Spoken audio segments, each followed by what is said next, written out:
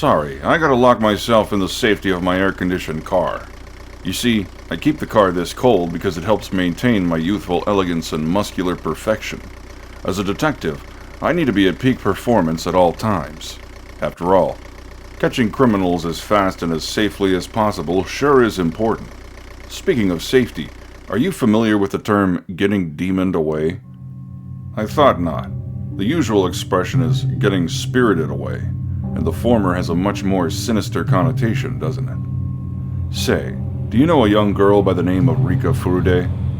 She was found dead in the altar box of a nearby Shinto shrine. Last she was seen was with you at the cotton drifting festival.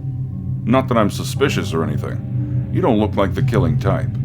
However, any information you could provide me would be of great help, especially if it involves those Sonozaki gals. Haven't been hearing too many good things from their family lately. Want a cigarette?